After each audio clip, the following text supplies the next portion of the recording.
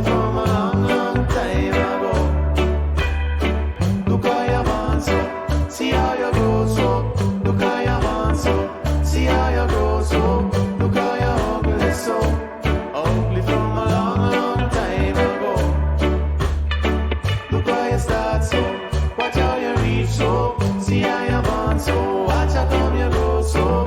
Look how you ugly so, ugly from a long, long time ago. And it's your wicked ungodliness that make you so, you ugly so. It's your wicked ungodliness that make you so, you ugly so.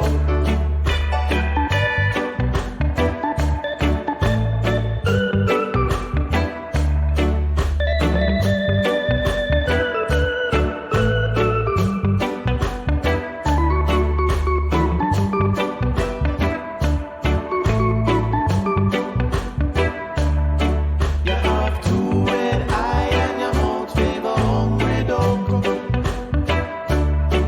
You have a evilous plan and you feel you go try your luck. You get stuck. You build up and you build up and you build one up to break one down. You have a big long tongue where you all over solid ground. We are gonna batter you around it. Look how you start so, watch how you reach so. See how you man so, watch how come you grow so. Look how you ugly so, ugly from a long, long time ago. Look how you ugly so, ugly from a long, long time ago. Hey, is your wicked ungodliness that make you ugly so? See you ugly so. Is your wicked ungodliness that keep you ugly so? Say you ugly so. Is your foul uncleanliness that have your people so? Say you ugly so. Is your bad uncleanliness that make you shuffle so? Say you bald so. Hey, look how you ugly so, ugly so. Look how you ugly so. Are you fin know? Look how you ugly so. You're ugly from a long, long time ago.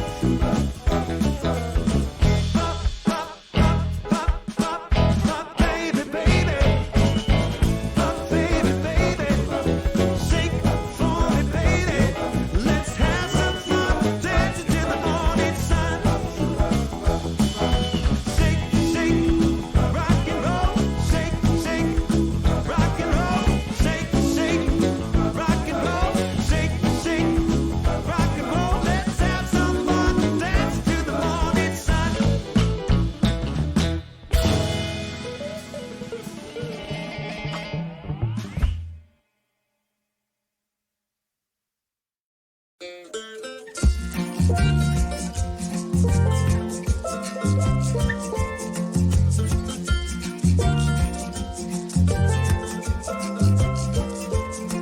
la la la la la la la la.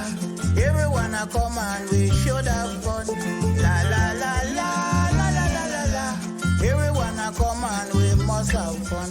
Every day we say that things is hard. Still we better than plenty abroad. Earthquake come and it shake down some. Earth wind come and it blow down some. La la la la la la la la la. Everyone a come and we should have fun. La la la la la la la la la.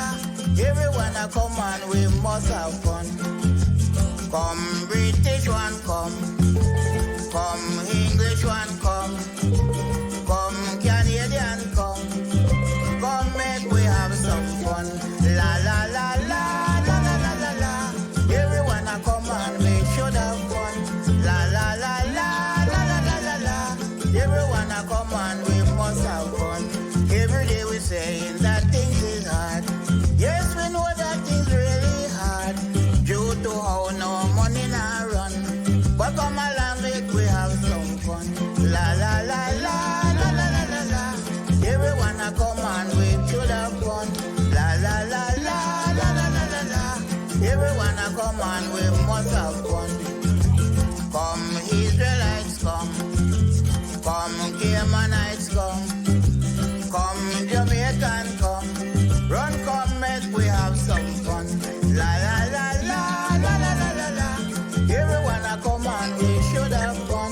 La la la la la la la la la. Everyone a come and we must have fun.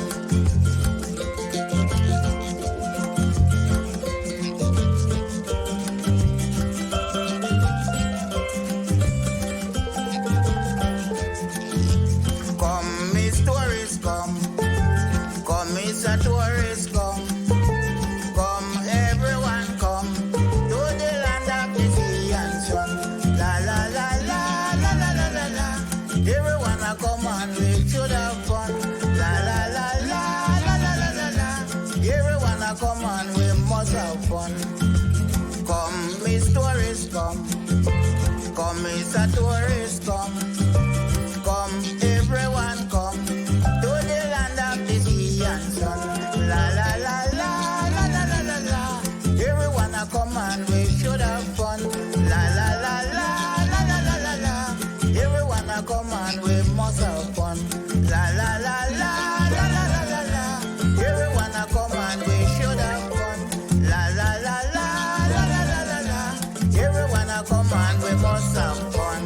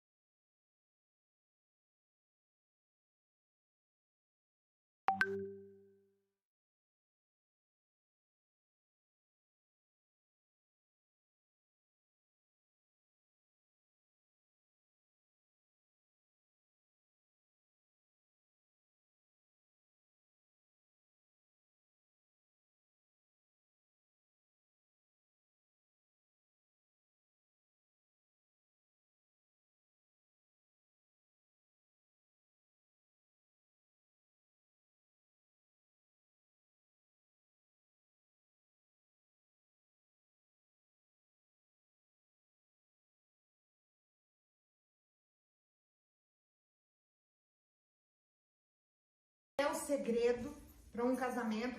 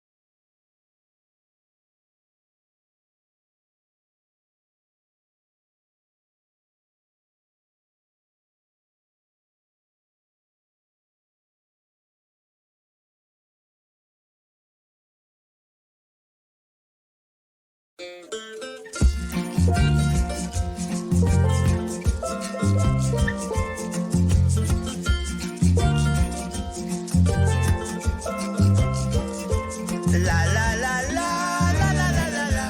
Everyone a come and we should have fun. La la la la la la la la la. Everyone a come and we must have fun. Every day we say that things is hard. Still we better than plenty abroad. Earthquake come and it shake down some. Earth wind come and it blow down some. La la la la la la la la la. Everyone a come and we should have fun. La la la la la la la la la. Everyone a come and we must have fun. Come British one come. Come English one come. Come Canadian come. Come make we have some fun. La la la. Olá, pessoal, muito boa noite a todos e todas. Sejam muito bem-vindos para mais um webinário aqui do Instituto Nacional de Assistência Farmacêutica e Farmacoeconomia. Esse é mais um de uma série de webinários que nós estamos fazendo especificamente para discutir os aspectos do PCDT da doença de Gaucher pelo Brasil. Então, não perca essa edição. Aqui hoje nós estamos sendo recepcionados pelo estado de São Paulo. Aproveite a oportunidade para aprender com os nossos especialistas e fique atento, porque hoje nós iremos contar com duas aulas muito bem qualificadas. A primeira ficará por conta de doutora Tereza Cristina Bortolheiro. Ela irá abordar o PCDT da doença de Gaucher e a jornada de acesso do paciente ao tratamento. Ela que é hematologista e patologista clínica, professora colaboradora da faculdade dentro da Santa Casa de São Paulo. Ela é responsável pelos laboratórios de doença de Gaucher, leucemias agudas, também de lá da Santa Casa de São Paulo, e pelo Laboratório de Citologia e Imunofenotipagem do Hemocentro da Casa de São Paulo. E junto a ela, nós contaremos com a aula de Alexandra Fidêncio, da Secretaria Estadual de Saúde de São Paulo, para abordar os pontos críticos e importantes no fluxo de dispensação dos medicamentos no âmbito do CEAF. Ela que é coordenadora de assistência farmacêutica da Secretaria Estadual, farmacêutica, especialista em administração hospitalar e mestre em saúde coletiva. Para moderar esse encontro, a gente conta, como sempre, com o professor Lindenberg Assunção Costa, que é professor e pesquisador da Faculdade de Farmácia da Universidade Federal da Bahia, além de ser aqui presidente e fundador do INAF, do Instituto agora que recepciona vocês, e vocês nos recepcionam em São Paulo. Eu faço um convite particular para que você siga as nossas redes sociais. Só buscar @inaf.org.br na sua rede social de preferência. Eu falei com vocês diretamente aqui pelo WhatsApp, então pode mandar seus comentários. Aqui embaixo, na sua plataforma de transmissão, você irá encontrar o nosso chat. Dê uma boa noite para a gente, envie também as suas observações, as suas perguntas, as suas experiências, e aqui no lado direito, confirme a sua presença para garantir já o seu certificado logo direto desse primeiro dia que você está participando aqui conosco. Pessoal, sejam muito bem-vindos, e professor Lindenberg, boa noite, seja muito bem-vindo. Boa noite, Vitória Libório, boa noite a nossa convidada, doutora Cristina, boa noite também a minha amiga, parceira aí da assistência farmacêutica de muitos anos e coordenadora, né, da assistência farmacêutica do Estado de São Paulo, Alexandra Fidêncio. Quero agradecer a cada um de vocês que nos assiste agora nesse webinar. E a gente vem fazendo esses webinários em todo o Brasil. São Paulo é um estado muito importante, né, e que tem uma boa parte das experiências consolidadas na implementação desses protocolos clínicos e diretrizes terapêuticas do Ministério da Saúde. Hoje a gente vai tratar da doença de Gaucher.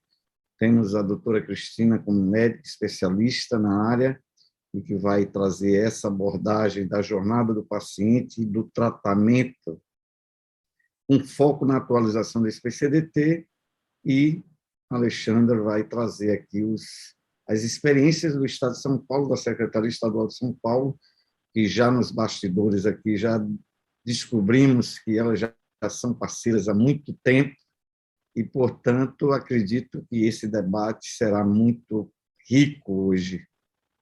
Estamos numa sexta-feira, já chega a hora do vinho, né?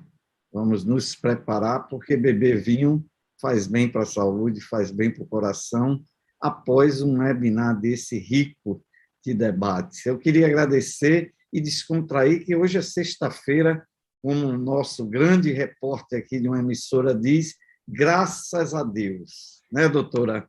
Então, vamos alegrar essa discussão. Você que nos assiste agora diretamente aqui da nossa plataforma de webinários do INAF, seja bem-vindo. Eu queria fazer um agradecimento especial à Takeda pelo apoio científico a essa atividade e cumprimentar todos os parceiros nossos que, né, estão assistindo agora e que são, evidentemente, funcionários dessa empresa. Quero também cumprimentar os colegas de Alexandra, todos os farmacêuticos da secretaria, os médicos também que estão nos assistindo agora nesse webinar, e dizer para mim é uma grande honra estar aqui com vocês hoje, É um dia especial, viu, Alexandra? É um dia especial porque esta semana, não sei se vocês sabem, é a semana de conscientização do uso de antibióticos, do uso de antimicrobianos. É uma semana dedicada à promoção do uso racional dos antimicrobianos no mundo inteiro. E nós estamos aqui nessa campanha, né, firmes e fortes. Sabemos que hoje o tema não é infecção, mas é doença de Gaucher, mas vale a dica, vale o chamamento, porque é um problema de saúde pública, a resistência bacteriana no mundo inteiro. Sem mais delongas, eu convido a nossa primeira palestrante, doutora Cristina, seja muito bem-vinda, eu não a conhecia, mas certamente a gente vai ter a oportunidade de se conhecer no ano de 2022, se Deus quiser, pessoalmente. A palavra é sua. Obrigado, Alexandra. Será um prazer, muito obrigada pelo convite. E vou aqui compartilhar a tela, então.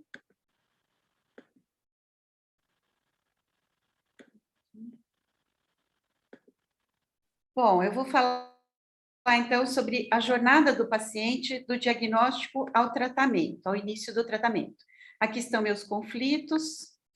E a doença de Gaucher foi descrita em 1982 pelo Dr. Philippe Gaucher, e ela foi inicialmente diagnosticada como uma neoplasia. Ele achou que estava diante de uma neoplasia do baço.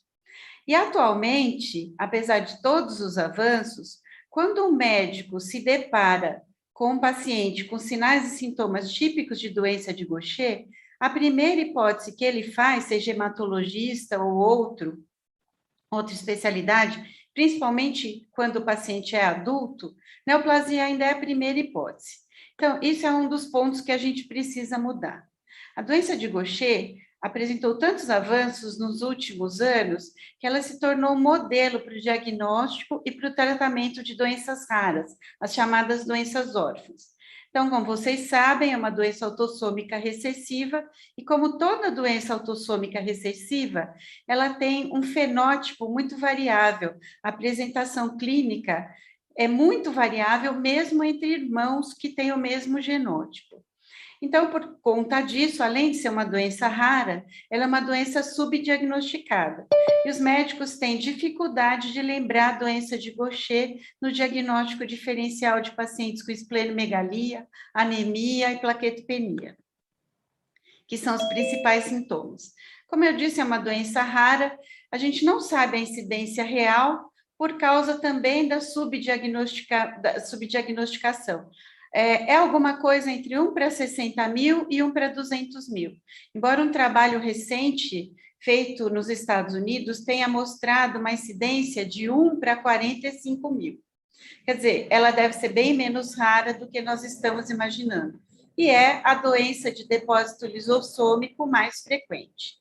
Então, aqui nos judeus askenazi, ela é muito mais frequente, 1 para 500, entre 1 para 500 e 1 para 1000, e nos outros judeus ela é semelhante ao que acontece na população geral. E comparando com outras doenças, como Tay-Sachs, fibrose cística, hemofilia, anemia falciforme, a gente pode ver a raridade da doença, né? Nos askenazi, por exemplo, a incidência dela é semelhante à anemia falciforme aqui no Brasil. Bom, como sabemos, a doença de Gaucher ocorre por causa da deficiência ou ausência da enzima beta-glicosidase, que deveria metabolizar o glicocerebrosídeo em glicose e ceramida, mas pela falta da enzima, essa substância se acumula nas membranas celulares e vai se depositar nos macrófagos, que ficam com esse aspecto característico de papel de seda amassado. Os sinais e sintomas da doença de Gaucher estão relacionados à patofisiologia dela. Então, o aumento do baço causa anemia, plaquetopenia. Então, a esplenomegalia causa o sequestro das hemácias e das plaquetas e, mais raramente, dos leucócitos. Os macrófagos também se depositam no fígado e nos ossos e na medula óssea, além de ocupar o espaço da medula óssea, também atrapalhando a produção de hemácias e plaquetas. Mais raramente pode ocorrer infiltração pulmonar. E todos esses sinais e sintomas comprometem muito a qualidade de vida do paciente. Quanto mais tarde o diagnóstico, maior o comprometimento que o paciente pode ter, principalmente ósseo, e isso vai fazer com que a qualidade de vida dele seja muito inferior. As manifestações esqueléticas são as mais temidas e elas acontecem na maioria dos pacientes, em maior ou menor grau. As células de Gaucher infiltram a medula óssea e vão alterar a formação e a reabsorção óssea. Vão também fazer quadros de compressão vascular e aumento da pressão intraóssea, bem semelhante ao que acontece na anemia falciforme. Os sintomas dolorosos da doença de Gaucher são bem semelhantes ao da anemia falciforme. Como é uma doença heterogênea, nós vamos ter desde pacientes que têm apenas osteopenia e osteoporose, até pacientes que têm lesões líticas, fraturas patológicas, colapsos articulares, e eles também podem ter crises dolorosas semelhantes aos dos pacientes com anemia falciforme. Aqui tem alguns exemplos das lesões que podemos encontrar no paciente com Gaucher. O clássico frasco de Erlenmeyer, né, que é o afilamento da cortical, ele fica bem parecido com o frasco de Erlenmeyer. Lesões líticas, até insuflativas, como aparece no mieloma múltiplo. Aqui também fratura e achatamento vertebral, que também a gente vê no mieloma múltiplo. Fratura patológica, eu já tive um paciente que fez o diagnóstico porque caiu no chão da cozinha, uma moça de 36 anos, e fraturou o fêmur. E aí a causa era a doença de Gaucher, que ela desconhecia. Agora, a osteonecrose da cabeça de fêmur é muito frequente, aparece na maioria dos pacientes.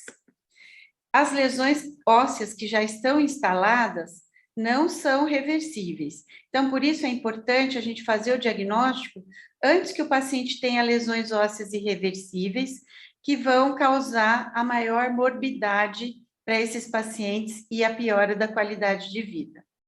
Então, a doença de Gaucher deveria entrar no diagnóstico diferencial de todos os pacientes que tenham uma esplenomegalia, ou plaquetopenia e ou anemia, para os quais a gente não encontrou uma doença mais frequente para explicar esses sinais e sintomas.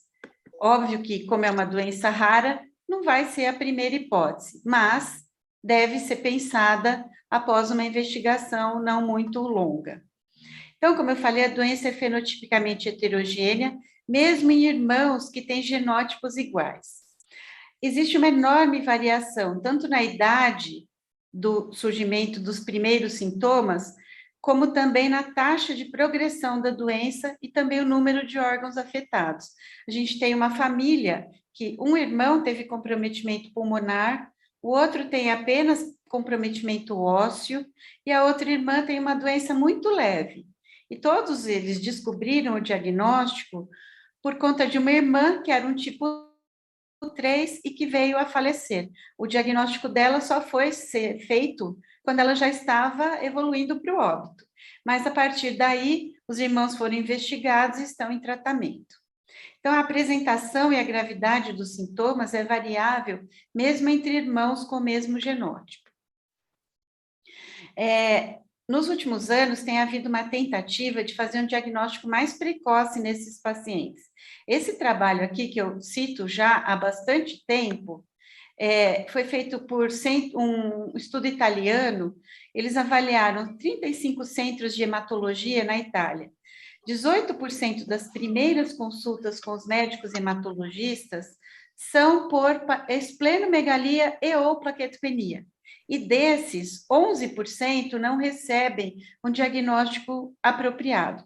Então, fica aquela plaquetopenia que não é uma púrpura, não é uma leucemia, mas você não chega a conclusão diagnóstica nenhuma. Ou então uma esplenomegalia, que você não diagnostica um linfoma ou uma leucemia, e fica uma esplenomegalia idiopática. Até junho de 2013, eles tinham avaliado 153 pacientes, tendo cuidado de excluir os judeus askenazi. 61% desses tinham esplenomegalia, 35% tinham esplenomegalia e plaquetopenia, 4% tinham só plaquetopenia. Esses pacientes, 6 tiveram diagnóstico de doença de Gaucher. E se não fosse essa pesquisa, provavelmente ficariam sem diagnóstico ou iam ter esse diagnóstico mais atrasado ainda.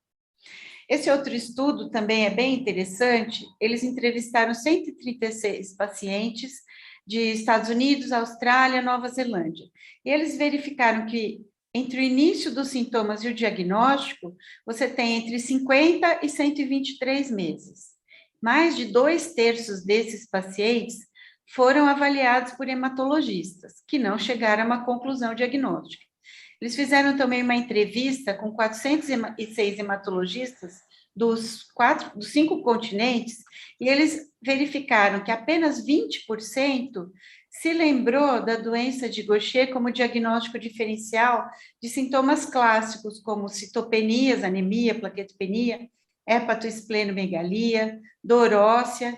E os diagnósticos mais considerados, quando você falava esses sinais e sintomas, eram leucemias, linfoma e mieloma múltiplo, que são mais frequentes que doença de Gaucher, mas que não são apenas esses que a gente deve pensar com esses sinais e sintomas. Como eu falei, os sinais e sintomas, eles refletem os aspectos hematológicos da doença. Por isso que o hematologista, no paciente adulto, é o primeiro médico a ser procurado por esses pacientes.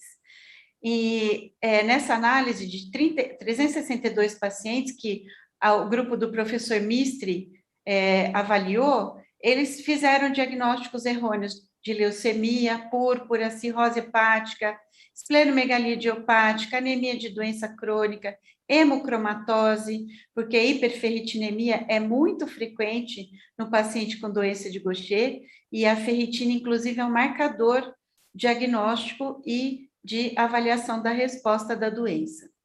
Recentemente, eu tive uma paciente que teve o diagnóstico de Legg-Calvé-Pertz na infância, e agora, na adolescência, começou a aumentar o baço. Aí ela foi encaminhada por hematologista, que fez um mielograma, que encontrou as células de Gaucher. Mas o diagnóstico precoce vai evitar o surgimento de complicações irreversíveis, como são as complicações ósseas. Vão também evitar que o paciente seja submetido a uma esplenectomia, que não é recomendada atualmente no paciente com doença de Gaucher, ou que ele tenha sangramentos que podem colocar a vida em risco. E também que seja submetido a tratamentos inadequados. No nosso país, é muito importante também fazer o diagnóstico diferencial da doença de Gaucher com leishmaniose e esquistossomose. Então, as três têm em comum anemia e plaquetopenia. Leucopenia é mais frequente na leishmaniose e na esquistossomose que no paciente com Gaucher, embora possa ter. Todas têm esplenomegalia e hepatomegalia. A doença de Gaucher pode também, mais raramente, evoluir com hipertensão portal, como a gente vê na esquistossomose. E a única que tem febre é a leishmaniose, perda de peso. Doença de Gaucher, o paciente chega num estado nutricional bem debilitado, como também o paciente com Calazar, não se vê na esquistossomose, e as duas primeiras também têm um quadro de fadiga, um quadro consumptivo que a gente não vê na esquistossomose hepatoesplênica. Bom, eu tenho um paciente que tem esquistossomose hepatoesplênica e doença de Gaucher. A esquistossomose, o diagnóstico foi feito primeiro, mas posteriormente acabamos fazendo o diagnóstico de doença de Gaucher. Bom, o diagnóstico ainda é morfológico, inicialmente, pela presença de células de Gaucher na medula óssea, mas não é incomum que essas células não sejam encontradas, porque como são células grandes, às vezes elas se localizam na cauda do esfregaço e podem passar despercebidas. O padrão ouro é o diagnóstico enzimático, através da dosagem da atividade da beta-glicosidase, que pode ser feita no papel de filtro apenas para triagem. Para efeito de diagnóstico, inclusive o PCDT fala isso, ela deve ser realizada em leucócitos. Também o diagnóstico molecular, com análise das mutações, nós já temos mais de 400 mutações descritas atualmente, embora as mais comuns sejam 50. Aqui no Brasil, a maioria dos pacientes tem uma mutação mista N370S com L444P, o que determina um quadro um pouco mais grave. Sendo que nos Estados Unidos... terapeuta foi... Oi? Sendo que Nada, não, doutora, desculpa. não? Tá. Sendo que nos Estados Unidos, a maioria dos pacientes é homozigoto para N370S, e eles, então, têm um quadro mais leve. Isso é até compreensível, porque nos Estados Unidos, eles têm uma população com ascendência judaica muito grande, e em Israel, principalmente os Askenazi, eles têm com maior frequência a mutação N370S em homozigose. Alguns marcadores auxiliam o diagnóstico e o acompanhamento do tratamento, como a quitotriosidase e a ferritina. Existem outros, mas não estão disponíveis no nosso meio. Por enquanto, nós dispomos desses dois e dos exames gerais para avaliar a resposta ao tratamento. Na Santa Casa, nós acompanhamos já 62 pacientes. 3 morreram, mas não foi da doença de Gaucher, morreram de doenças próprias da idade avançada, que eles já apresentavam, um com 74 anos, e o outro morreu com mais de 80 anos, começou a tratar já mais idoso. Atualmente, nós temos 48 em tratamento, e 5 abandonaram o tratamento, mas isso, como a Alexandra sabe, eles vão e voltam, quando eles estão se sentindo muito bem, eles param de tratar e desaparecem, mais tarde eles voltam. Mas aqui, um foi diagnosticado aos 19 anos e ele tinha um retardo do crescimento que estava sendo investigado e era uma doença de Gaucher. Essa outra paciente foi diagnosticada durante a gestação e eles acharam que ela tinha uma doença de von Willebrand e ela teve diversos sangramentos. Na verdade, era um von Willebrand-like causado pela doença de Gaucher. Após o início do tratamento, a doença de von Willebrand desapareceu, porque era um von Willebrand-like. Essa outra é a que eu contei, que caiu na cozinha, fraturou o fêmur, não sabia que tinha doença de Gaucher. Essa outra paciente de 58 anos, ela acompanhava há mais de 10 anos com um ortopedista, que já tinha investigado uma fratura patológica e as lesões líticas que ela apresentava, mas não tinha chegado a nenhuma conclusão. Esse outro paciente tinha apenas esplenomegalia e a gente, então, pediu a dosagem enzimática e era uma doença de Gaucher, diagnosticada aos 60 anos de idade, e assim por diante.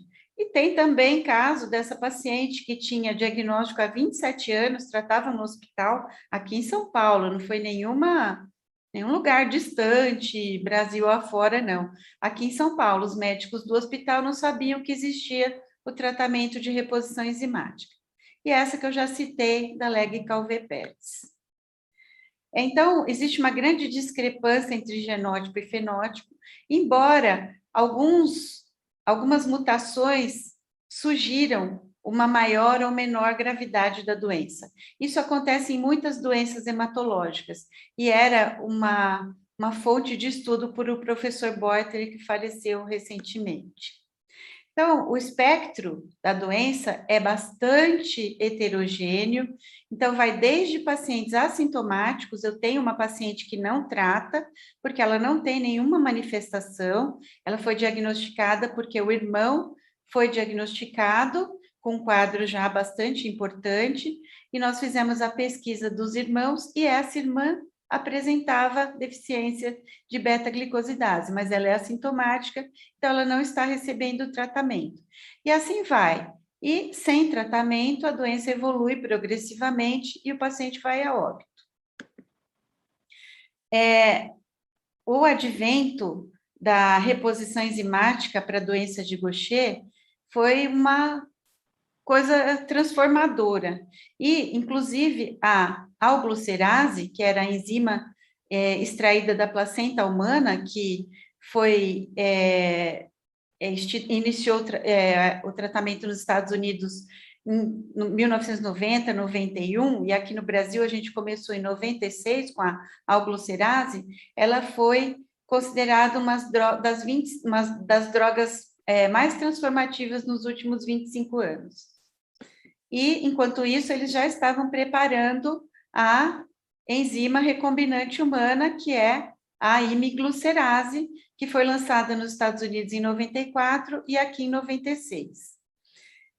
Em 2010, nós tivemos o lançamento da velaglucerase, em 2012, a taliglucerase, e a gente já tinha, desde 2004, a terapia de redução de substrato via oral com miglustat, e agora, em 2018, com o eliglustat. Estão todas, menos o eliglustat, no PCDT, e esse artigo aqui é muito interessante. Nós agora estamos numa era de escolhas para o tratamento do paciente com doença de Gaucher. Nós temos diversas opções. A gente sabe que a terapia de reposição enzimática deve ser a primeira opção no início do tratamento, mas o paciente pode depois preferir a via oral para não ter que interromper seus estudos, seu trabalho, indo ao centro de infusão quinzenalmente para receber o tratamento. Então, eu queria falar rapidamente das enzimas, das três principais, que são a TALI, a imiglucerase e a vela. Elas têm como característica, elas têm algumas diferenças, não só na produção, como também na sequência de aminoácidos, que a velaglucerase é a sequência natural humana, a imiglucerase só troca um aminoácido e a TALI troca diversos aminoácidos. Por conta disso, a taliglucerase tem uma maior chance de ter reações imunológicas do que as outras duas. Com relação à manose terminal, que é muito importante para a internalização da enzima nos macrófagos, a taliglucerase e a vela têm 100% de exposição de manose e a imiglucerase tem um pouco menos. Mas isso não faz com que a vela seja mais eficaz ou que possa ser usada numa dose menor. A dose usada é a mesma para todas, é equivalente. O tipo da manose também é diferente para a vela, que tem um tipo de manose que faz com que a enzima internalize melhor no macrófago, mas isso não trouxe também diferença no tratamento dos pacientes. Como eu falei, a enzima que mais tem reações imunológicas é a taliglucerase, e raramente a gente vê uma reação com a imiglucerase, é muito raro. E eu tive apenas um caso, e eu estou tratando a doença de Gaucher desde 1996. Eu tive apenas um caso de reação ao tratamento com a imiglucerase. Então, para falar da portaria rapidamente, o primeiro PCDT foi lançado em 2010, foi revisto em 2014 e também agora em 2017. Essa portaria determina, então, que o padrão ouro para o diagnóstico é a dosagem da beta-glicosidase em leucócitos ou a análise do gene da beta-glicosidase. Hoje, com o barateamento do sequenciamento gênico, mais pacientes podem ter acesso a isso é importante. A dosagem em papel de filtro é só para uma triagem. Para iniciar o tratamento, tem que ter a dosagem nos leucócitos. Então, eu prefiro já pedir a dosagem nos leucócitos quando a suspeita é forte. O protocolo também determina atualmente, aliás, desde 2014, que todos os pacientes adultos, acima de 4 anos de idade, o tratamento seja iniciado com a alfa-taliglucerase. Existe uma parceria público-privada para produção da taliglucerase no Brasil, mas essa fabricação ainda não se consolidou. Era para ser um tratamento mais acessível, menos caro, mas o preço das três é absolutamente igual. Todas estão no PCDT, mas a gente, na verdade, consegue iniciar o tratamento para os pacientes adultos com alfa-tale, e se o paciente tem reação alérgica, a gente consegue trocar para imiglucerase. Eu tenho pedido alfa-vela-glucerase para um paciente que teve reação com imiglucerase, mas eu ainda não consegui, o Ministério ainda não forneceu o medicamento. Então, a gente tem que seguir os critérios diagnósticos, anemia, plaquetopenia, hepatosplenomegalia ou comprometimento ósseo. Então, tem que ter os critérios maiores e os critérios menores, que eu não vou ficar me atendo, porque não vai dar tempo. O paciente deve iniciar o tratamento quando tiver uma manifestação grave, sintomas gerais incapacitantes, dores ósseas, e não decorrentes de lesão óssea irreversível, porque isso a reposição enzimática não vai resolver, é para evitar novas lesões, um baço muito grande, fadiga, dispneia aos esforços ou caquexia. A hepatomegalia acima até a fossa ilíaca, esplenomegalia maciça, plaquetas abaixo de 20 mil ou entre 20 e 50 mil, e hemoglobina abaixo de 8, ou necessidade de transfusão sanguínea. E outros comprometimentos mais raros, como cardiopulmonar, mieloma múltiplo, osteoporose, doença de Gaucher tipo 3. Para o tipo 2, o diagnóstico de reposição enzimática não é recomendado, o paciente morre antes dos 2 anos de idade.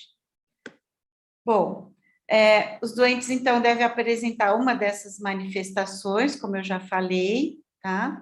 Para poder iniciar o tratamento. E também tem que ter critérios menores. Hepatoesplenomegalia menor do que aquela considerada nos critérios anteriores, pode ser considerado um critério menor. A maioria dos pacientes tem esplenomegalia, mas muitas vezes o paciente atualmente pode ser diagnosticado ainda sem uma esplenomegalia muito exuberante. Sinais radiológicos de comprometimento ósseo reversível, como osteopenia e osteoporose, que você vai confirmar com a densitometria óssea ou por ressonância magnética. E os sintomas gerais incapacitantes. E outros que eles citam, de novo, mieloma múltiplo, ou paciente esplenectomizado que fez o diagnóstico de doença de Gaucher através da esplenectomia. Acho que repetiu aqui. E aqui eles recomendam, então, que a dose inicial para adultos que já ultrapassaram a fase de crescimento seja iniciado com 15 unidades por quilo a cada 15 dias. Para crianças e adolescentes em fase de crescimento, 30 unidades, e adultos e crianças com doença mais grave pode começar com 60 unidades. Mas eles recomendam que, após os objetivos terapêuticos terem sido alcançados, o que acontece em torno de 8 meses, 1 ano de reposição enzimática, que a dose seja reduzida. Isso é uma determinação um pouco polêmica, porque a gente já fez um estudo assim, aqui em São Paulo, com as médicas membros do comitê da Secretaria da Saúde, e nós verificamos que alguns pacientes tiveram progressão da doença óssea com a redução da dose. Então, eu acho que essa é uma recomendação muito difícil de ser seguida. Os pacientes, as gestantes, elas devem continuar o tratamento de reposição enzimática, porque a falta da reposição pode trazer mais malefício do que a reposição. E a gente viu isso com o tempo, as pacientes muitas vezes já chegavam com 4, 5 meses de gestação e tinham tomado a enzima durante esse tempo. E então a gente optou por continuar o tratamento. Isso aconteceu no mundo todo. E aí se verificou que, embora não tivessem sido feitos estudos, a enzima é bem recomendada durante a gestação. Não é também contraindicada na lactação, uma quantidade muito pequena da enzima pode passar no leite materno. O miglustat, que é a terapia de reposição enzimática, de redução do substrato, é contraindicado na gestação. Como também o eliglustat, que ainda não entrou no PCDT, embora tenha sido aprovado em 2018. Então, eles recomendam que o paciente seja encaminhado para centros de referência. E a Alexandra sabe que isso seria mesmo recomendável, porque a gente vê que médico que tem um paciente ou 2 pacientes, muitas vezes não sabe fazer o manejo adequado do tratamento e da avaliação da resposta a esse tratamento. Então, a gente vê até médico que acha que o paciente está refratário à enzima e quer mudar para outra, porque aqui em São Paulo, nós do comitê avaliamos os pacientes do estado todo para o início do tratamento e também para aumento de dose ou mudança de terapia, mas isso a Alexandra vai falar depois para vocês.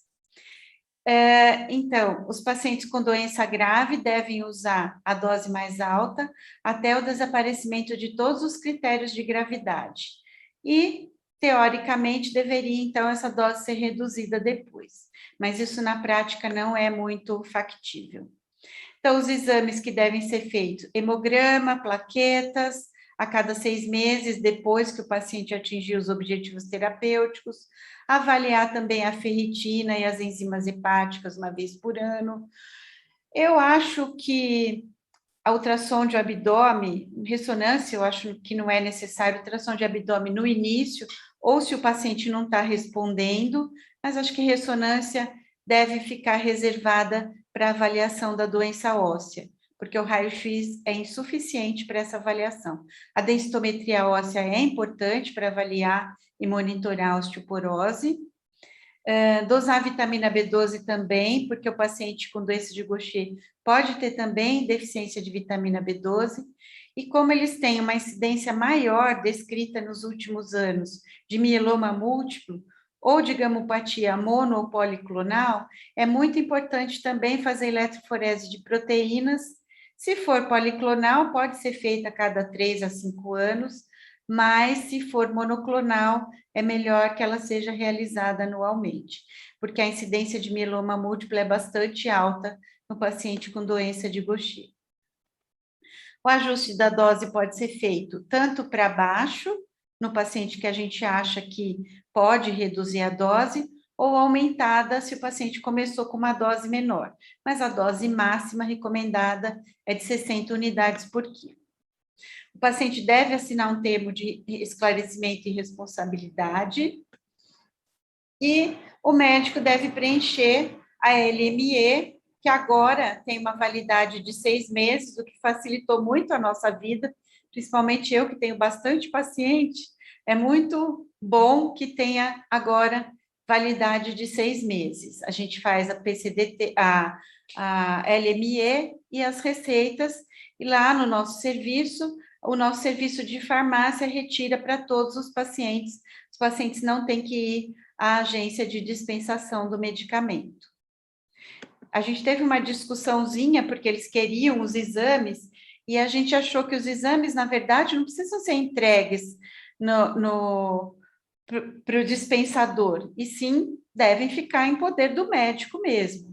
E aí a Alexandra conseguiu que a gente não tivesse que entregar os exames, que não iam ser avaliados por ninguém, a gente sabe disso, né?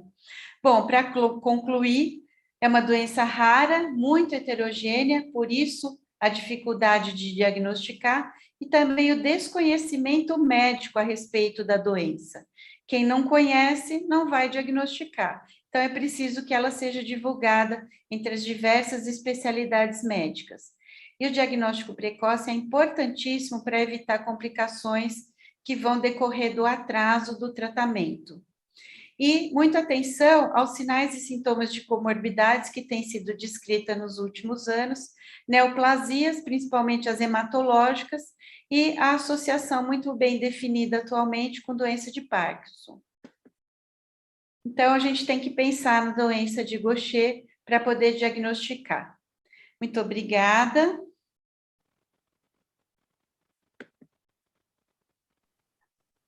Eu convido agora a doutora Alexandra. Boa noite a todos. Obrigada, professor, por o convite, para poder estar aqui novamente falando um pouquinho sobre fluxo de acesso de medicamentos, hoje para a doença de Gaucher. Boa noite, doutora Cristina, porque fico muito feliz, né? A gente sempre trabalhou aí de forma parceira, nos encontrávamos muito presencialmente aqui na secretaria, né? Elas vinham avaliar aqui as solicitações presencialmente. Faz um tempinho aí que a gente não se encontra, mas é muito bom poder estar aqui com você e boa noite aos que nos assistem. Né? Bom, a doutora Cristina fez já uma super aula abrangendo tudo. Na verdade, aqui a minha missão é contar um pouquinho como que a gente se organiza com o fluxo agora, né? Desde a solicitação até a dispensação do medicamento para esses pacientes. Deixa eu aqui fazer a missão de compartilhar minha tela. Espera aí.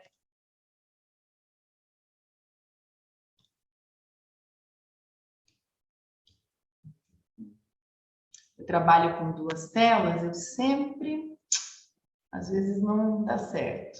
Me digam se vocês estão enxergando. Ah, beleza, obrigada. Então, vamos lá. Vamos para o próximo. Bom, aqui a doutora Tereza, né, já trouxe para nós, né, falando um pouquinho aqui do protocolo, que o último protocolo que nós temos é de 2017, né, e aqui o que eu trago para vocês, né, de colocação, né, que a gente tem, de alguma forma, previsto, né, então, os 4 medicamentos nesse protocolo, já há um certo tempo, mas até o presente momento nós não contamos ainda com o fornecimento da alfa-velaglucerase pelo Ministério da Saúde, né? Então, a gente trabalha com taliglucerase alfa de 200 UI, a gente tem a apresentação de 400 UI da iniglucerase, da alfa-velaglucerase a gente não tem nenhuma apresentação ainda disponível, embora tenha demanda para atendimento, e o miglustat a gente trabalha com a apresentação de 100. Nós estamos com cerca de quase aí 440 pacientes hoje em tratamento no estado, né? Sendo que nós temos aí 165 para iniglucerase, 244 para miglustat e 24 para taliglucerase. A doutora Cristina até trouxe, né, aí essa questão de que, embora o Ministério da Saúde tenha tido o projeto de fazer uma parceria para desenvolvimento produtivo, né, junto com Biomanguinhos, da taliglucerase, e isso acabou não se concretizando na prática, porque a gente praticamente, né, tinha aí muitos pacientes em uso já de iniglucerase, que era o único medicamento disponibilizado, e isso, né, a gente passou, inclusive, chegamos por um momento que nós tivemos um problema de produção nacional de iniglucerase, e mesmo sem ter o medicamento, nós ainda tivemos uma certa resistência de início de tratamento com outro produto que não se tinha muita experiência à época, né? De alguma forma, o tempo foi passando, né? Foi se ganhando segurança, né, de fazer, às vezes, a transição de um paciente ou outro, mas era mínimo. Então, o Ministério da Saúde acabou, no protocolo de 2017, fazendo uma alteração, né, que os pacientes aí com menos de 4 anos acima, obrigatoriamente começassem com taliglucerase alfa, né, e ficassem iniglucerase só para os demais. Com isso, a gente teve uma prescrição, né, um pouco mais aumentada, no sentido dos pacientes novos que estavam entrando em tratamento, mas nós tivemos aí um movimento entre iniglucerase e iniglustat, até pela questão que a doutora Cristina colocou, né? Tem essa questão um pouco da comunidade posológica. Aqui eu trago para vocês, aqui bem fresquinho, uma consulta pública, né, que foi publicada aí no dia 17, na quarta-feira, em que a SQT coloca, então, para a manifestação da sociedade civil sobre a recomendação da Conitec relativa à proposta de exclusão de alguns medicamentos que não têm registro sanitário vigente no país. E aí estão listados as 2 apresentações, né, tanto de iniglucerase 200 como da alfa-velaglucerase 200. Bem, embora a de 400 também não está sendo disponibilizada ainda.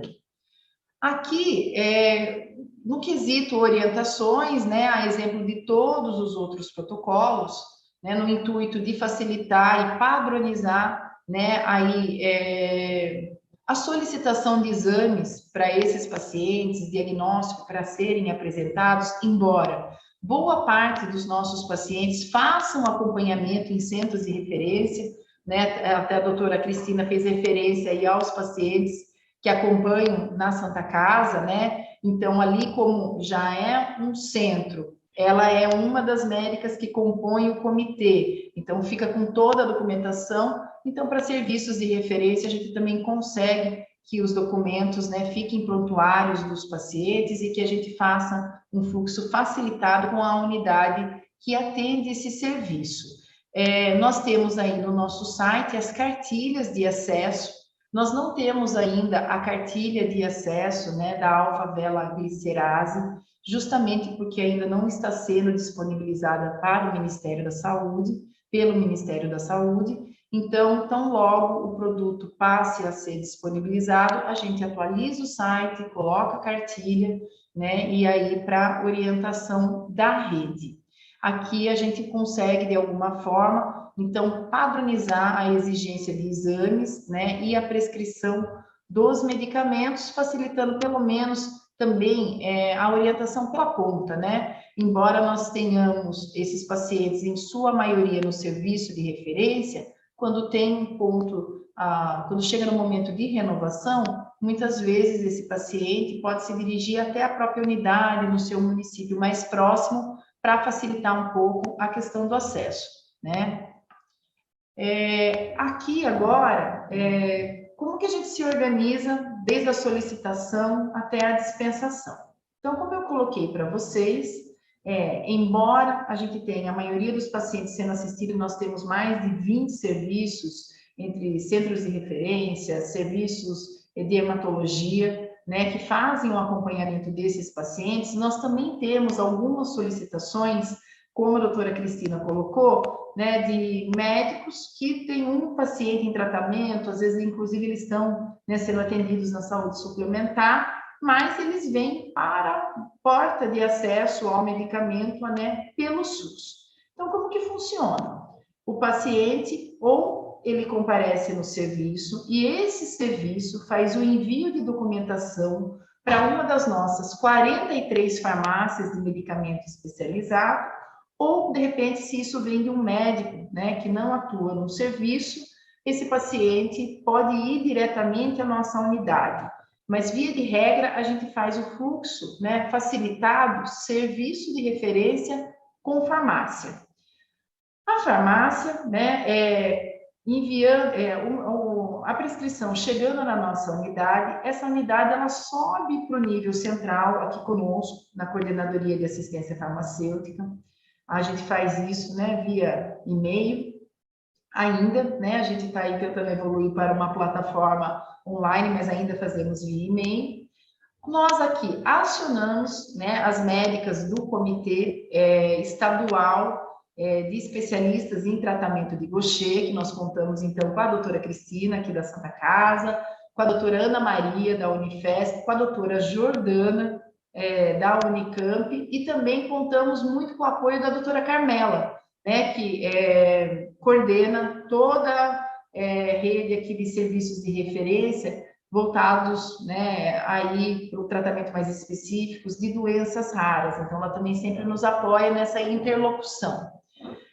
Avaliado, autorizado, né, pelo comitê, e como a doutora Cristina colocou, o comitê ele faz tanto avaliação da primeira solicitação para nós incluirmos esse paciente, então, aí no programa, né, como sempre que for necessário ter uma alteração de dose. Olha, eu preciso aumentar, preciso reduzir, né? Demais solicitações, se o paciente tem uma continuidade e ele não precisa de alteração de medicamento ou de dose, isso fica, né? Essa avaliação fica com os nossos médicos avaliadores, né? Que estão presentes nas nossas unidades.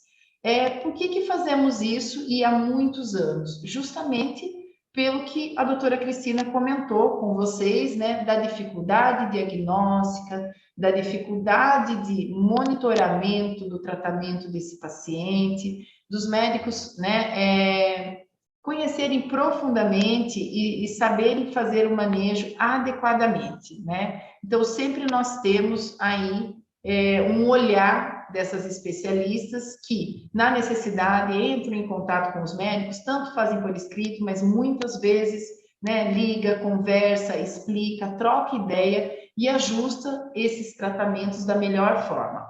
A partir do momento que a gente tem isso avaliado e autorizado, automaticamente a gente insere na programação trimestral do Ministério da Saúde, né? Então, todos os medicamentos para tratamento de Gaucher, eles são medicamentos do grupo 1A, com aquisição centralizada pelo Ministério da Saúde, então nós temos que fazer essa programação.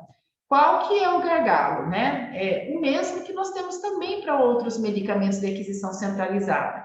Se no momento em que foi avaliado, autorizado, nós estamos, né, no intervalo entre o período de programação ou de solicitação de complementação, né, dessas programações com novos tratamentos, nós precisamos aguardar, né? Então, aí, nós ficamos aqui com a documentação, aguardamos o próximo período para depois enviar ao Ministério da Saúde.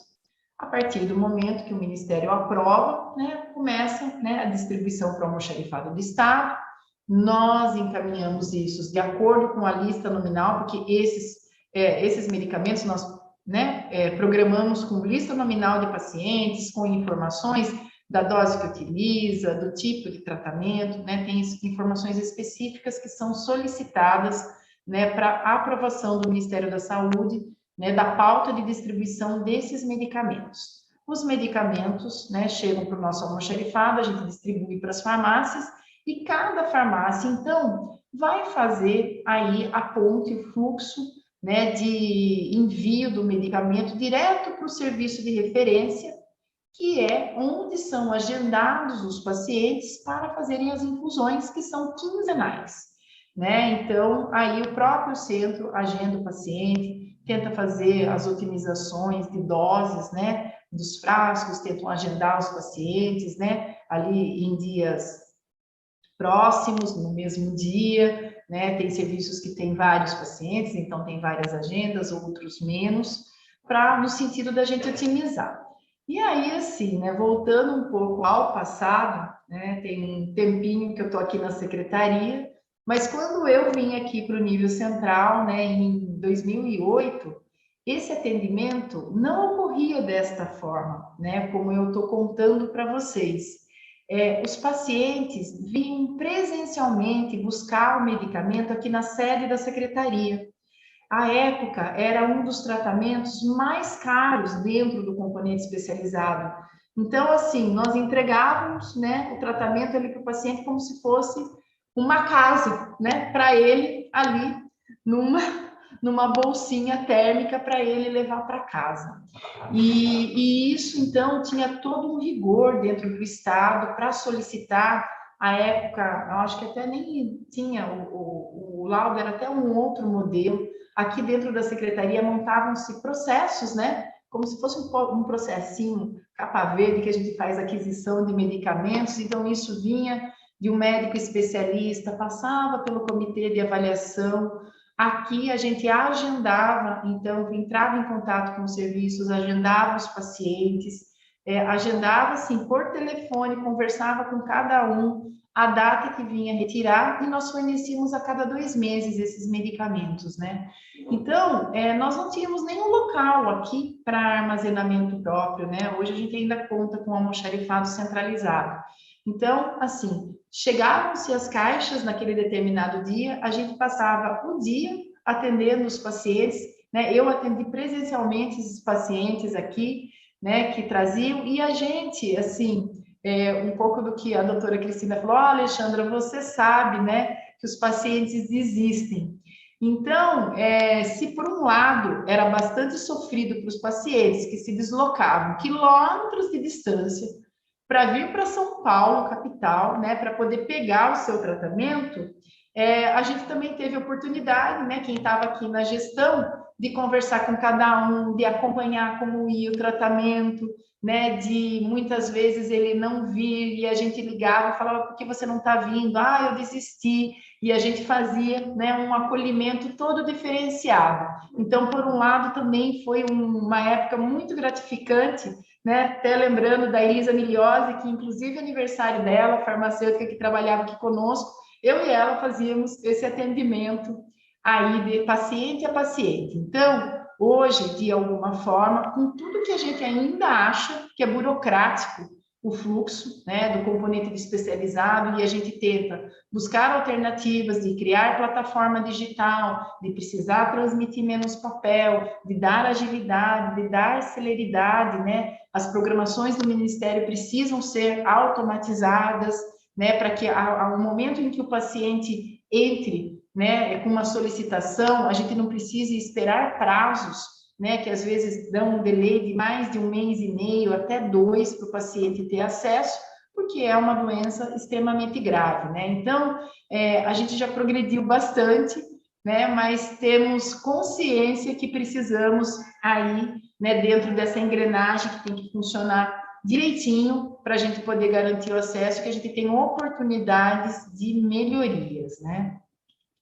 Aqui, assim, trago para vocês que, de alguma forma, como nós contamos com vários serviços de referências, né? Então, todos os nossos pacientes, né, acabam contando aí com uma atenção diferenciada, né, diferente de muitos outros tratamentos que a gente também fornece no âmbito do componente especializado e que requerem infusão venosa, mas esses pacientes, há muito tempo, eles são acompanhados de perto por equipes de multiprofissionais, né, porque vocês viram, né, o quantos sintomas diferentes, o quantas coisas no organismo dos pacientes, né, que mexem, então precisa de uma equipe multiprofissional para estar fazendo acompanhamento, e aí nós temos aí a oportunidade de ter um segmento, né, farmacoterapêutico desses pacientes aí em maior quantidade no estado de São Paulo, né, pelo menos para esses pacientes. Aqui eu trouxe para vocês que o próprio PCDT, né, então ele pede, até por conta da especificidade do tratamento, da possibilidade de reação, que as secretarias se organizem para que os pacientes façam mesmo, né, pelo menos as infusões durante os primeiros 6 meses em serviços especializados, e que depois até possam, de alguma forma, né, ter aí um apoio, né, das equipes tanto de atenção básica, né, dos municípios. No protocolo cita até a estratégia, né, de saúde da família, no sentido de poder ajudar para os pacientes não terem que se deslocar, né, não terem que percorrer grandes distâncias para fazer as infusões, porque são a cada 15 dias, né? Então, esta é uma realidade do estado de São Paulo, que conta com muitos serviços, mas essa realidade não é, né, reproduzida também em tantos outros estados que possuem menos serviços, né, de referência em tratamento de Gaucher. Hoje nós temos a maior parte dos pacientes no estado de São Paulo, né, tratando Gaucher, e aí isso faz com que, de alguma forma, a gente também tenha todo aí a grande parte de aquisição dos medicamentos, né, aqui voltadas também para o estado. Bom, de pontos críticos, né, que eu gostaria de colocar para vocês, eu acho que, né, já apontei para vocês ainda que a gente tem uma certa morosidade, então, nesse fluxo todo, né, por conta de periodicidade de poder programar, né, e receber o medicamento, e também a gente conta com a disponibilidade de todos os medicamentos previstos no protocolo, né? O Ministério da Saúde tem nos informado que ele já está em fase, né, de inicial de contratação, né, aí do medicamento alfa-veloglicerase. Então, logo também venha a ser disponibilizado, a gente também estará estabelecendo o fluxo de acesso facilitado como para os demais. no geral, pessoal, era isso, né? Mais ou menos contar um pouquinho para vocês, para dar espaço da gente poder aí fazer alguma discussão, tirar dúvidas, né, de vocês que nos assistem. Obrigada. Muito obrigado, doutora Alexandra, doutora Cristina, pela excelente apresentação. A gente vai dar início agora ao debate, né? Hoje temos o... Eu queria perguntar a vocês, primeira doutora, quais as principais barreiras que um paciente tem de Gaucher para ele ter acesso, por exemplo, quando acontece uma atualização de um protocolo desse? Para um novo medicamento que entra num protocolo. Na realidade de São Paulo, é evidente. Aqui em São Paulo, não é tão difícil. A gente teve a dificuldade quando a hemiglucerase teve uma interrupção no mundo todo da sua ação, teve dificuldade, mas a gente conseguiu contornar, e aí apareceu a taliglucerase, que ninguém conhecia, não tinha nem estudo clínico estabelecido adequadamente, estavam começando, e a paciente não conseguia receber o tratamento. Então, a gente começou a reduzir dose entre eles, otimizar.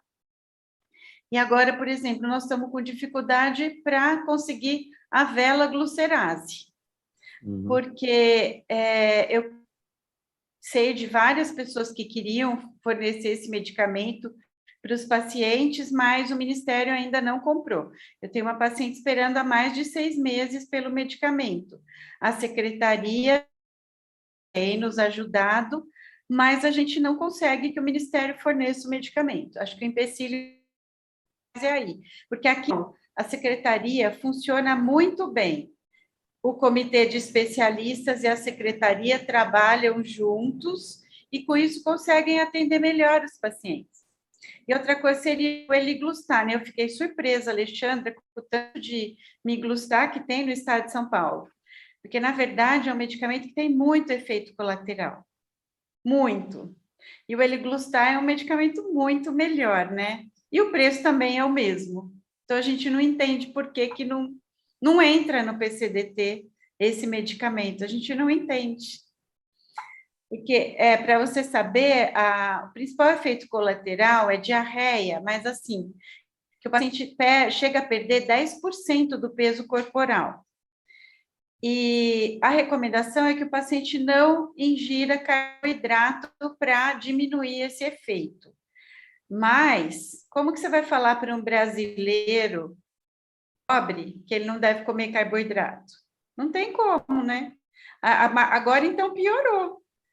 E outro efeito colateral dele, importante, é a neuropatia periférica, e essa é irreversível. 60% dos pacientes podem apresentar neuropatia periférica. Então, eu fiquei surpresa com o tanto de que está tomando o Miglustar aqui no estado de São Paulo. Eu também, né? Porque assim, né? Você fica com aquela coisa na memória de quando você atendia os pacientes, né? E era um paciente ou outro, né? Eu aqui pegando os dados atualizados com as meninas, me passaram o dado, eu falei, meu Deus, aumentou bastante, né? Mas acho que deve ser mais, assim, um paciente ou outro de cada médico, né? Porque a Ana não tem, eu não tenho. Lá no HC também não tem. Deve ser médico que tem um ou outro paciente só e dê tudo isso. Alexandra, tem uma pergunta aqui para você. Quais são os passos para quando há uma atualização de um protocolo desse que a Secretaria faz para disponibilizar um novo produto que entra no protocolo? Então, Lindenberg, quando surge um novo produto aqui para nós, né, a primeira coisa que a gente faz é olhar assim, puxa, é um produto que normalmente vai ser prescrito em serviço de referência, que são serviços do Estado, que a gente tem fácil comunicação, a gente, de alguma forma, já faz contato com os serviços, tenta entender a demanda, Porque sempre que inclui um produto novo, e principalmente se ele é de aquisição centralizada, nós vamos ter que fazer uma primeira programação. E a gente acaba fazendo uma primeira programação, muitas vezes ainda, o protocolo quase que assim, acabou de ser disponibilizado e você não tem o número de solicitações ainda que chegou na unidade, porque você não pode permitir que chegue a solicitação na unidade se você ainda não tem ali o critério estabelecido, então você faz praticamente casado, né? Então, o que a gente faz? A gente tenta descobrir a demanda para que a gente possa, de alguma forma, fazer uma primeira programação já um pouco mais estimada, perto da realidade que nós receberíamos, né, de solicitações. Às vezes são medicamentos que a gente já tem judicializado, então a gente também olha para essa situação, não é o caso, né, específico daqui, mas no passado nós tínhamos muita judicialização, né? Então, todos os pacientes de Gaucher nós atendíamos por via judicial, né? E aí, quando começou a ser ofertado pelo SUS, é que, de alguma forma, nós adequamos esses pacientes, né, dentro do programa. Então, isso é um ponto importante que a gente entende que é legal de se fazer. Você entender, você coleta daí, né, os dados que precisa desses pacientes, enquanto vai ocorrendo a programação com o Ministério da Saúde, vai correr o período de distribuição, é o tempo daí dos prescritores, né, formalizarem a solicitação na unidade, ser avaliado, ser autorizado, aí já dá uma adiantada para quando está chegando o medicamento, porque se a gente espera para quando chegar, né, daí você demora.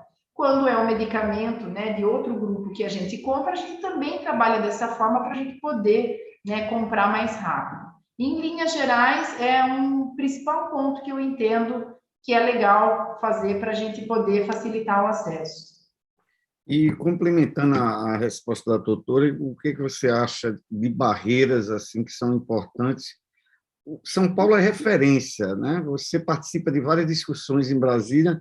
A realidade no Brasil ela é muito diversa. São Paulo serve como modelo para outros estados ou não? É claro que serve de modelo, né, Lindenberg, mas assim, a gente tem muitas diferenças, né, com outros estados, porque, veja, aqui a gente tem muitos centros, muitos hospitais universitários, centros de pesquisas, muitos núcleos de hematologia.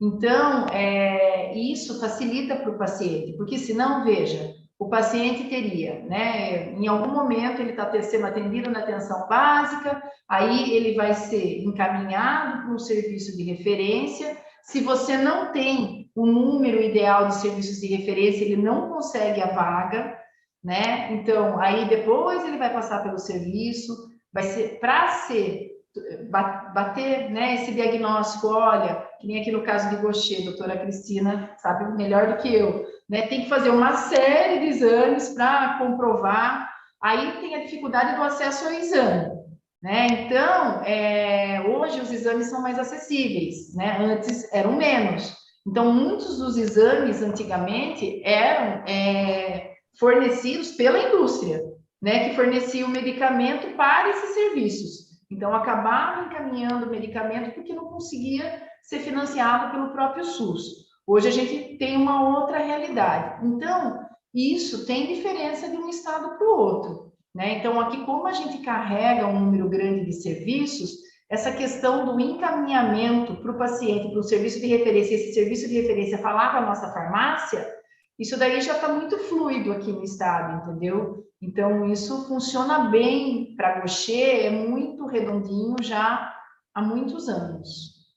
Muito né, bem. doutora? Temos outra pergunta aqui, muitas vezes o protocolo, quando é atualizado, alguns desses medicamentos que são incorporados pela Conitec, não todos, mas principalmente esses que são incorporados, eles são judicializados. Como é que se dá a transição de um paciente que tem um produto que foi recentemente incorporado e que tem judicialização na Secretaria de Saúde? Não sei se eu fui claro, porque ele escreveu muito aqui, eu tive que resumir. Foi. Aqui, né, na nossa realidade, nós temos o sistema S-Codes, que é um sistema que tem registro dos dados de todos os pacientes judicializados no estado. Então, quando a gente tem um medicamento incorporado, e isso ocorre principalmente no âmbito do componente especializado, a gente consegue olhar para essa base de dados, olhar, né, então, para que se esse paciente está retirando o medicamento, a gente consegue ver os dados mais brutos que nos dão um indício que ele pode ser contemplado no protocolo clínico do Ministério da Saúde. A gente não tem o detalhe, né, talvez o resultado de um exame diagnóstico que vai ser exigido, mas a gente consegue ver, né, o macro. Diante do macro, a gente já consegue formar uma primeira lista de programação junto ao Ministério da Saúde. Então, para a programação, a gente trabalha desta forma. Bom, aí a gente trabalha com a orientação desse paciente que está judicializado. Então, pedindo para que ele, né, compareça ao médico, gere, né, traga a prescrição, um laudo, que ele traga tudo que é exigido no componente especializado, e a gente faz o fluxo da farmácia de ação judicial com a farmácia de medicamento especializado, para a gente ver, de fato, avaliar, autorizar e ver como se esses pacientes se enquadram dentro do PCDT. Uma vez que eles se enquadrem, o que acontece? A gente vai atendendo na unidade de ação judicial até que o medicamento seja disponibilizado. A partir do momento que o medicamento é disponibilizado, a gente migra esse paciente para outra unidade, né? Às vezes a gente até migra o medicamento que a gente comprava junto e a gente vai fazendo essa transição. Qual é o grande problema? E isso a gente vive tendo problema. Tem muitos pacientes com ação judicial com trânsito julgado. Então, assim, a gente não consegue mais reverter esta ação, mesmo que tenha uma situação atendida pelo componente especializado. E, por vezes, quando o medicamento é do grupo 1A, se a gente entra em falta desse medicamento, né, e a gente tem tido com frequência, o que acontece? A gente é acionado via judicial novamente. Então, a gente tem uma dificuldade muito grande de ter uma medida porque você deixa de comprar, você deixa de contar no seu orçamento, mas daqui a pouco, como que você faz? Você é acionado, né? Então, mas é dessa forma com que a gente trabalha. Atendendo Muito só bem. aquele que se enquadra no protocolo mesmo depois. Muito bem, eu acho que é bastante interessante dar essa informação, principalmente porque essas áreas nas secretarias, você sabe muito bem, elas não se conversam, né? Então, a área que cuida da judicialização geralmente não é uma área diferente da assistência farmacêutica, aí você vê como casos que aconteceram aí em alguns estados, que eu não vou citar o nome, mas que venceu-se medicamento porque comprou muito além da necessidade, porque quem fazia a programação não era assistência farmacêutica, mas sim um advogado, né? Alguém que pedia lá um monte de coisa e que terminava vencendo. Aliás, o processo de compra era feito pela secretaria, mas quem demandava era um setor jurídico, né? Tem uma pergunta aqui, doutora, sobre centros de referência, e aí a pessoa pergunta: doença de Gaucher é uma doença rara? E se ela é uma doença rara, há necessidade de ter muitos centros de referência para tratar essa doença? Não sei se ela quis se referir a São Paulo.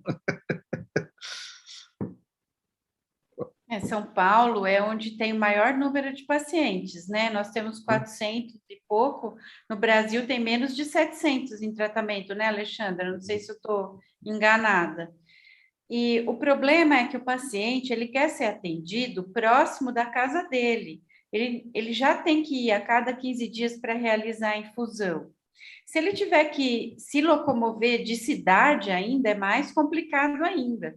Então, precisa dos centros que não vão fazer só esse atendimento, mas que vão também ter treinamento. Porque como é um medicamento muito caro, e a gente sabe que diluir esse medicamento para aplicar não é simples, não. A pessoa tem que ser bem treinada para isso.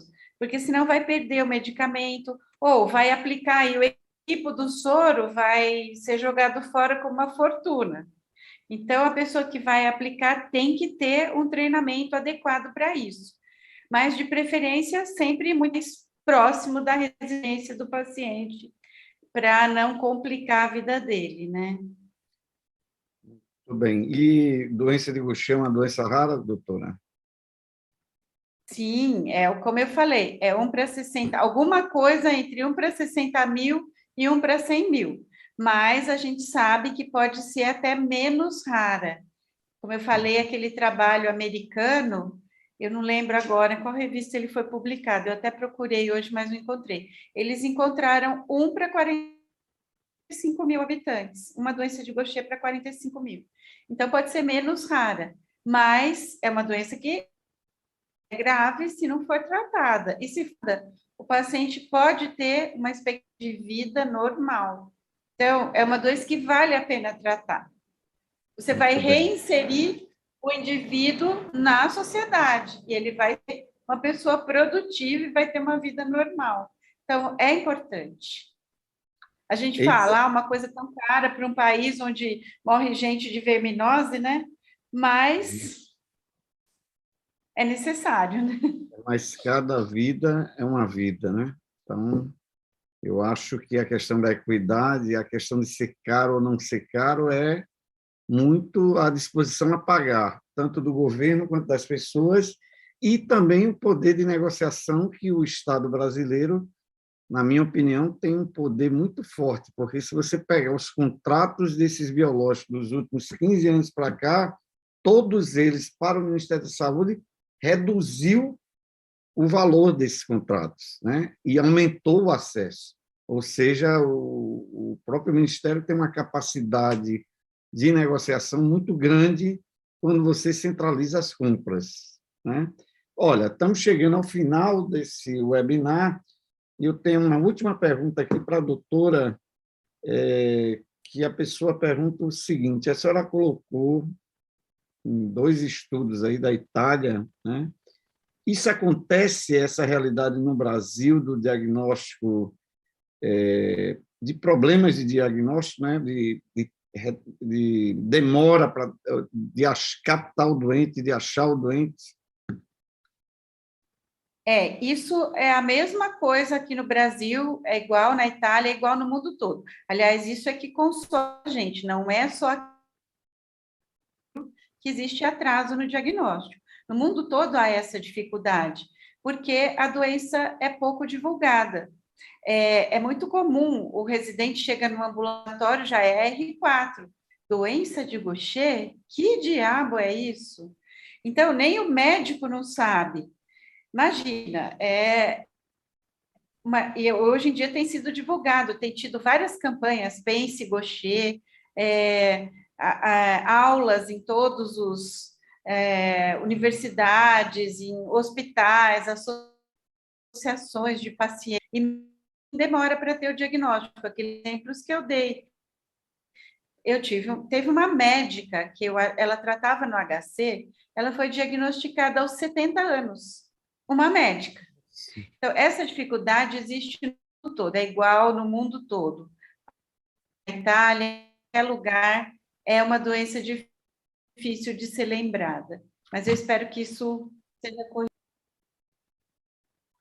Muito bem, muito obrigado, doutora. Vamos para o final. Vou dar a palavra à senhora, começando para as suas considerações finais e os agradecimentos aí daqui do INAF pela presença e participação. Eu que agradeço, foi um prazer.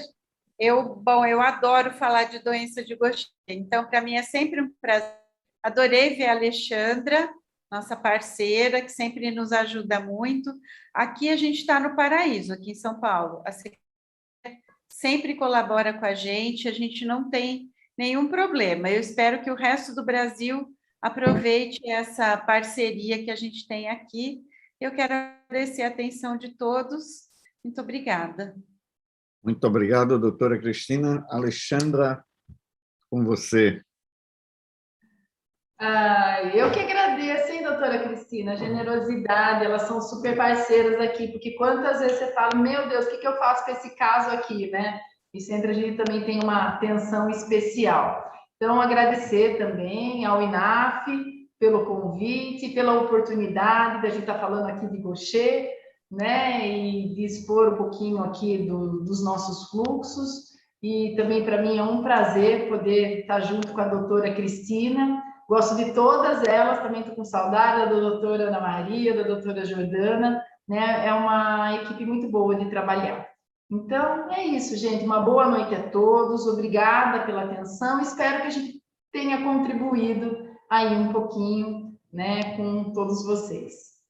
Com certeza. Eu me despeço, mas antes chamar a nossa jornalista aqui para fazer o fechamento desse webinar, queria agradecer a doutora Cristina, a doutora Alexandra, agradecer a você que nos assistiu até agora aqui, plena sexta-feira, e agradecer a Takeda aqui pelo apoio científico para esse webinar. E agora é hora de festa, é hora do nosso vinho merecido da sexta-feira, ou a cerveja super gelada para quem vai tomar cerveja. Minha amiga aqui, doutora Alexandra, gosta de tomar um bom vinho. Professor, que maravilha o evento hoje, o pessoal só mandando os elogios aqui para as nossas especialistas da noite, e eu quero agradecer você que nos assistiu aqui até agora, obrigada pela participação, obrigada por enriquecer esse evento, e lembrando, viu, que vocês terão acesso no momento assíncrono, porque eu enviarei para vocês o compartilhamento, a gravação desse nosso webinário hoje, para que vocês possam compartilhar com os colegas e também assistir qualquer detalhe que, porventura, você tenha perdido, porque realmente as aulas foram muito complexas e o objetivo é esse. O objetivo é que vocês compreendam todo o processo e façam parte da discussão e do debate PCDT de doença de Gaucher. Esse é um objetivo aqui do INAF, né? Para que a doutora Cristina, que nos conheceu oficialmente hoje, esse é o nosso objetivo, é o fortalecimento da assistência farmacêutica, é a promoção de acesso, é o fortalecimento e qualificação e capacitação de nossos profissionais pelo Brasil inteiro e, claro, defesa do SUS e restrita, que é isso que a gente está aqui para fazer, a defesa da saúde. Gente, muito obrigada pela participação. Por favor, sigam a gente lá nas redes sociais, @inaf.org.br. na sua rede social de preferência e fique atento ao seu e-mail, porque eu enviarei essa gravação e também o podcast desse evento de hoje. Boa noite a todos e todas, boa sexta-feira e a gente se vê nos próximos episódios. Tchau, Boa noite, gente. doutora. Boa noite, Alexandre. Aproveita aí. Tchau, tchau.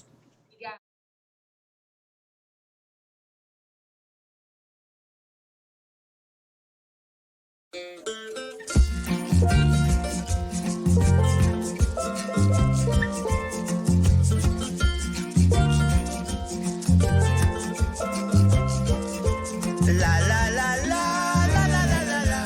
Everyone a come and we should have